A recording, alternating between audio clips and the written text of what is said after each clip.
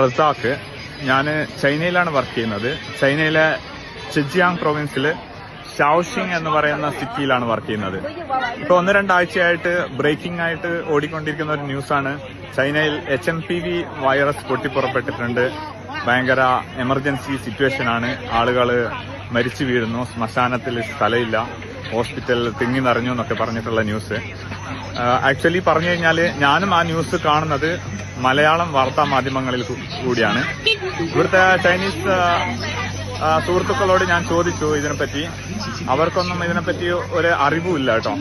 ഗവൺമെന്റിന്റെ സൈഡിൽ നിന്നായാലും ഒരു ഇൻസ്ട്രക്ഷനും വന്നിട്ടില്ല.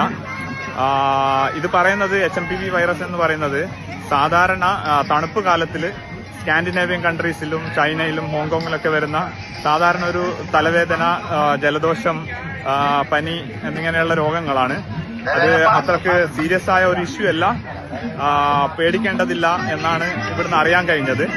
പക്ഷെ നാട്ടിലെ ആ ന്യൂസ് കണ്ടപ്പോൾ ഒരുപാട് സുഹൃത്തുക്കൾ എനിക്ക് മെസ്സേജ് അയച്ചിരുന്നു. അപ്പോൾ പേടിക്കേണ്ട കാര്യമേ ഇല്ല, ഇവിടെ എല്ലാം നോർമലായിട്ട് പോയിക്കൊണ്ടിരിക്കുകയാണ്. ഇതൊരു ചൈനീസ് മാർക്കറ്റാണ്. ഇവിടെ ചൈനീസ് ന്യൂ ഇയർ വരാൻ പോവുകയാണ് ജനുവരി 28-ാം തീയതി. അപ്പോൾ അതിനോടനുബന്ധിച്ചുള്ള ഒരു ടെമ്പററി മാർക്കറ്റാണ് ഇത്. ഇവിടെ നല്ല തിരക്കാണ്, നല്ല ആളുകളുണ്ട്. എല്ലാം സാധാരണ രീതിയിലാണ് പോയിക്കൊണ്ടിരിക്കുന്നത്. എവിടെ ആയിക്കഴിഞ്ഞാലും, മെട്രോ ട്രെയിൻ ആയിക്കഴിഞ്ഞാലും, ബസ് ആയിക്കഴിഞ്ഞാലും, ഷോപ്പിംഗ് സെന്റർ ആയിക്കോട്ടെ, എവിടെയും എല്ലാം നോർമൽ സിറ്റുവേഷൻ ആണ്. ഈവൻ ഹോസ്പിറ്റലിൽ പോയി കഴിഞ്ഞാൽ പോലും ആരും മാസ്ക് ഒന്നും ഇട്ടിട്ടില്ല. ഇവിടെ മാസ്ക് ഒന്നും ധരിക്കാനുള്ള ഒരു ഇൻസ്ട്രക്ഷനും കൊടുത്തിട്ടില്ല. എല്ലാം സാധാരണയാണ്, ഭയപ്പെടേണ്ടതില്ല. ആ ന്യൂസിൽ കാണുന്നത് പോലെയുള്ള ഒരു ഭയാനകമായ സിറ്റുവേഷനും ഇവിടെ ഇല്ല എന്ന് അറിയിക്കുകയാണ്. അപ്പൊ ഞാൻ പറഞ്ഞിരുന്ന പോയിന്റ്, ഇന്നത്തെ ഡേറ്റ് 2025 ജാനുവരി 6.